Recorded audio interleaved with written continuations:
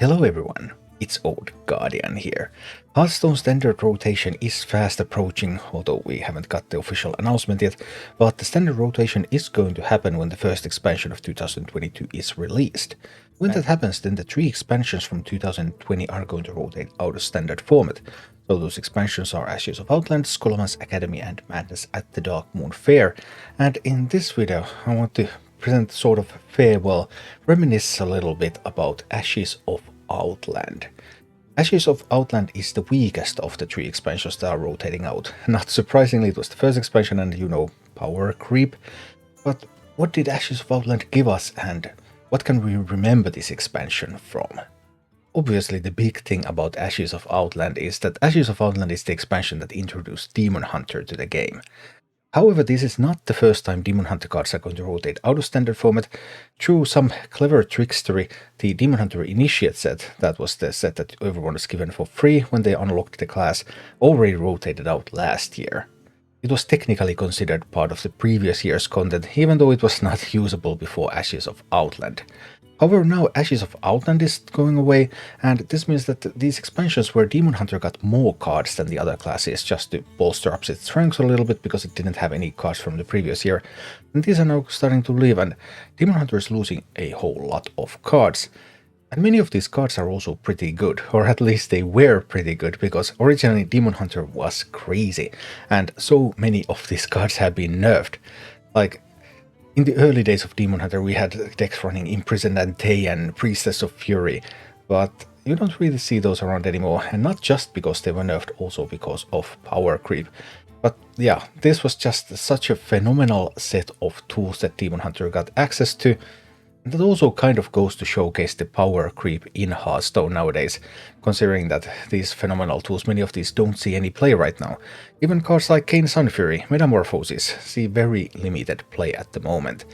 Some of the cards that have withstood the test of time the best include stuff like Crimson Sigil Runner and Spectral Sight, and first and foremost the Skull of Gul'dan.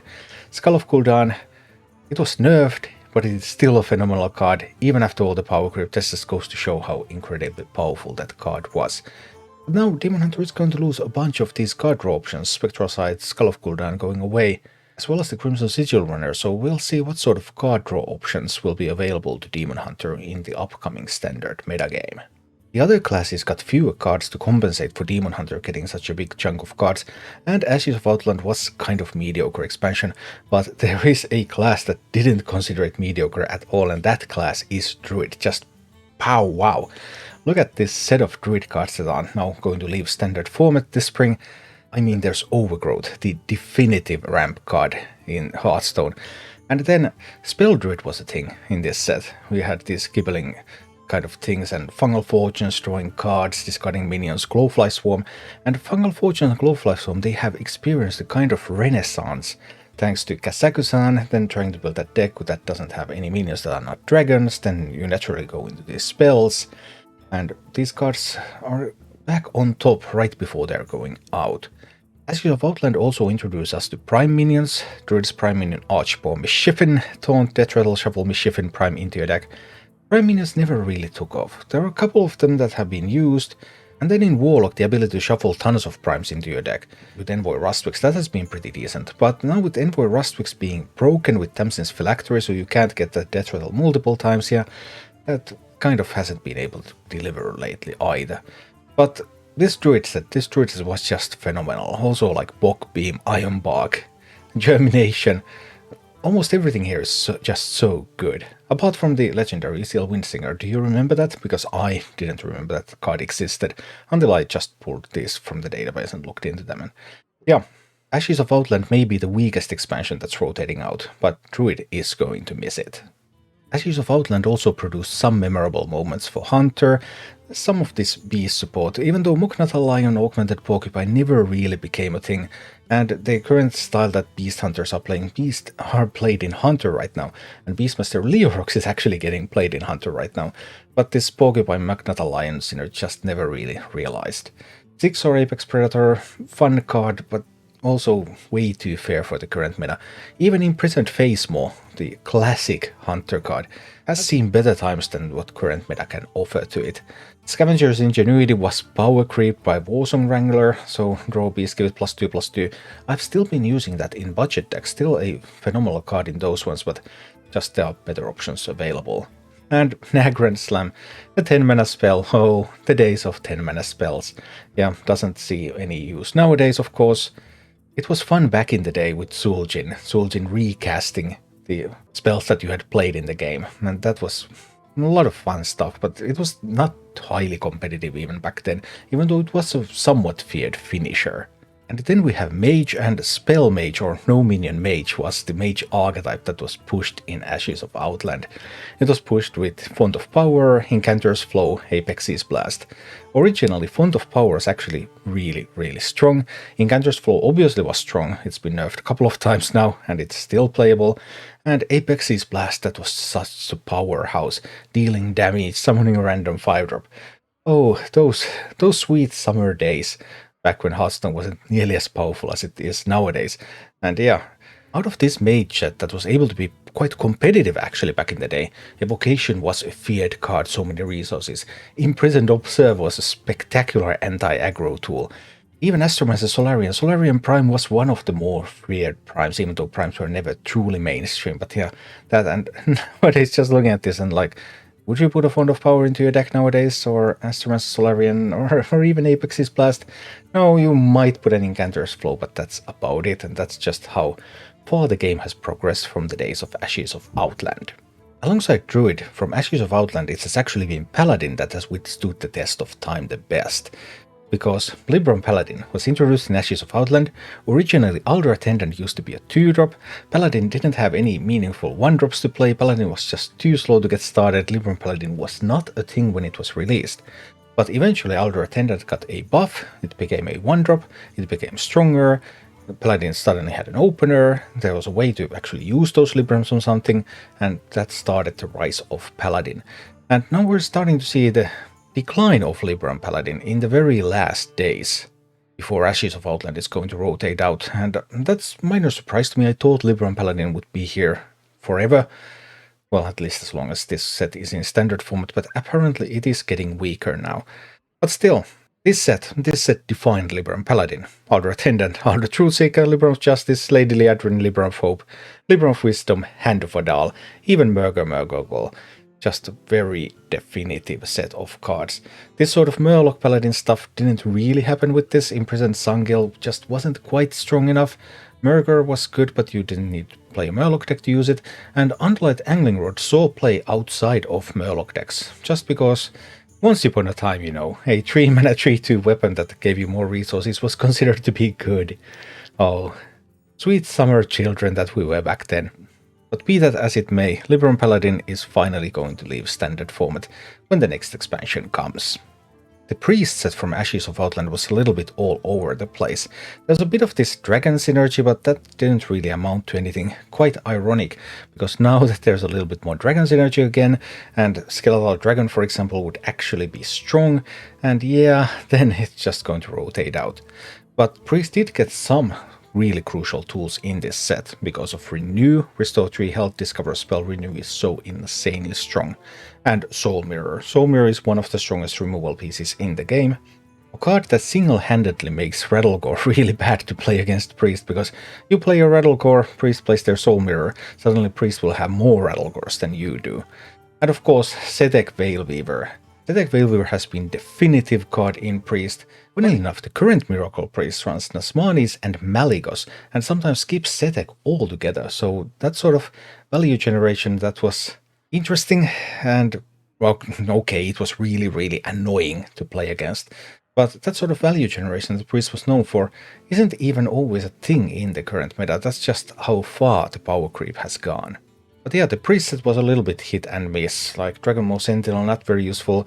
Imprisoned Homunculus, Dragonmaw Overseer, they had some moments of good success, but not really. Reliquary of Souls, one of the weaker primes. Psyche Split, again, occasionally useful. So Priest set was a bit all over the place, but Renew, Soul Mirror, a couple of very strong cards, even in the current meta. Ashes of Outland also gave tools for Rogue for a couple of archetypes. First of all, Secret Rogue. Shadow Jeweler Hanar, Blackjack Stunner, a whole bunch of secrets, ambush, bamboozle, dirty tricks. Secret Rogue just came and went and came again and went again. Multiple appearances in the meta, so a sign of a pretty durable archetype. But ultimately in the current meta, because one of the weaknesses of Shadow Jeweler Hanar and the Rogue Secrets is that, okay, you can get a bunch of secrets, but Rogue Secrets typically don't prevent the opponent from just killing you. So even if you get Hanar going and you try to get some secrets from other classes that would actually keep you alive, it just doesn't work that well, and then you're just dead. But playing against Hanar has been one of the most annoying experiences in Hearthstone. Just seeing that Christmas tree of secrets of all colors, all classes, and trying to think, okay, well, now I have this 20-30 secrets to play around, so what exactly am I going to do? Phew. Well, usually the right answer was to hit face and win. And the other rogue archetype that also was given birth in Ashes of Outland was the Stealth Rogue. Spy Mistress, great 1-drop, and Greyheart Sage, Battlecry if you control Stealth minion, draw 2 cards. At the time that was considered crazy amounts of card draw, but of course nowadays it's just like, okay, it's still fine card draw, but it's nothing special. I mean, we have card draw in this game. Also the Rogue Prime Akama Prime never really saw play. Actually, I don't think it was ever played in a single serious deck. Stealth Tetrals shuffle Akama Prime into a deck. Akama Prime has permanent stealth, so it just keeps going. Such a huge value engine, and like, we don't really need that in Hearthstone nowadays. Some fun value ideas for Rogue with Akama with Cursed Vagrant.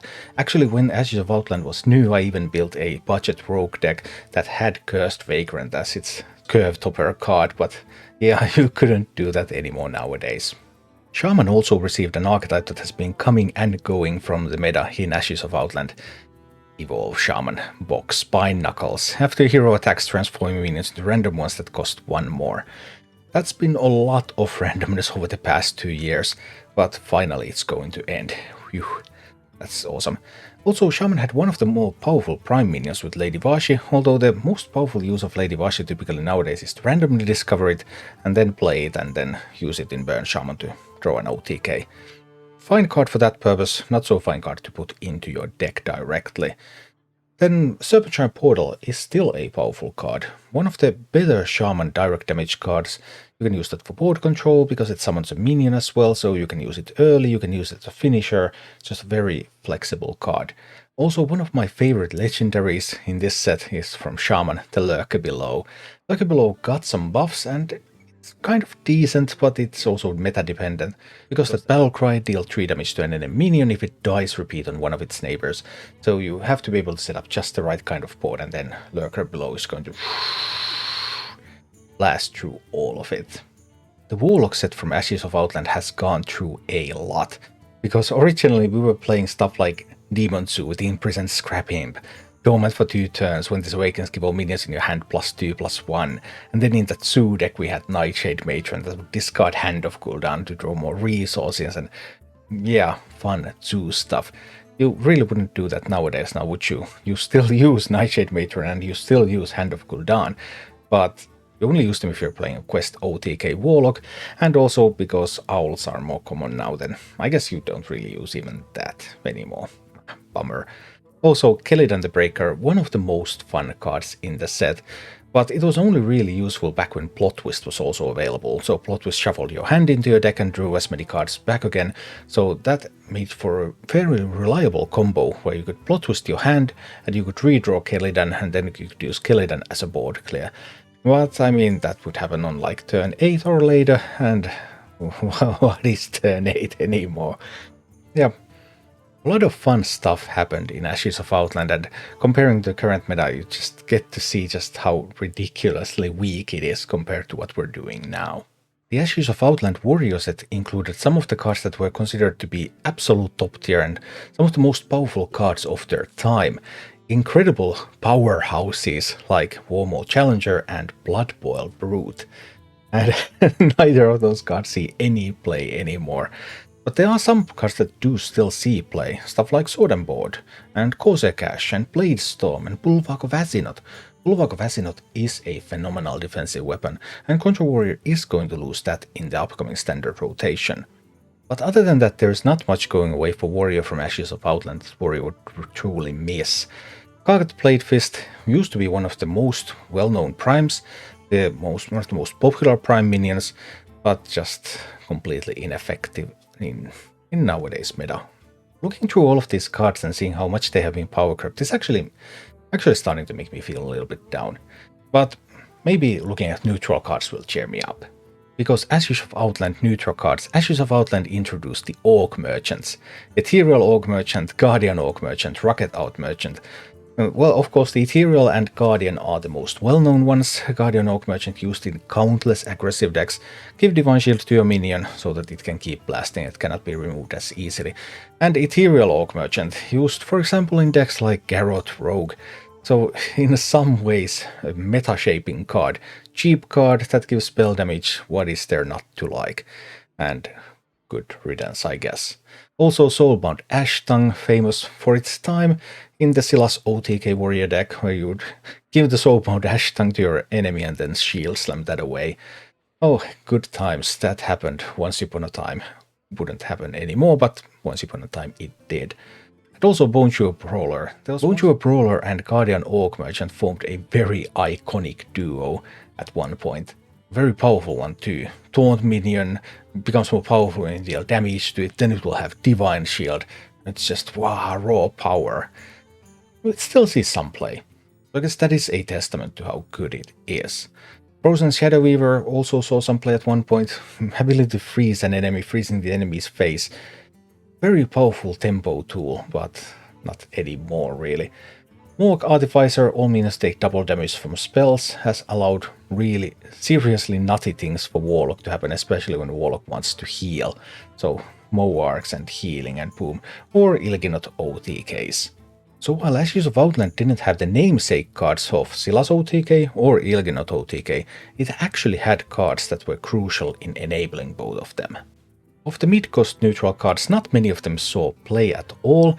I mean, Theron Gorfield saw some minor play, Maya Shadow's Song also saw some minor play. Burping Scorpid was actually good for a time, killing something, leaving that in stealth on board, and then maybe buffing it up, going face with that. It was awesome times. Other than that, not too much. There is though Macteridon in this list. Macteridon has been a fun and interesting card. Sees play even nowadays in Fell Demon Hunter. Just getting Macteridon on the board so you get some targets, and once those targets die, then you get that 12/12 minion that can rule the game for you. Definitely one of the more fun Hearthstone cards ever designed, by the way, that one. And at the expensive end of the neutral cards, well, Scrapyard Colossus. For all sorts of big decks, a phenomenal big deck support card. Whether it's a big warrior, whether it's a big paladin, that's a card that I'm going to miss. The others, not so much. The standard rotation is always an exciting time for Hearthstone. Ashes of Outland, one of the expansions that is going away in the next standard rotation. There have been some fun times actually with Ashes of Outland, but Ashes of Outland is the weakest of the 3 expansions that are going away. So if this was the weakest set of cards that are leaving, how strong are the stronger cards? You will find out when I look into Scholomance Academy in another video. Thank you for watching. If you enjoyed the content, please click the like button, subscribe to my channel, and check out my Twitch channel.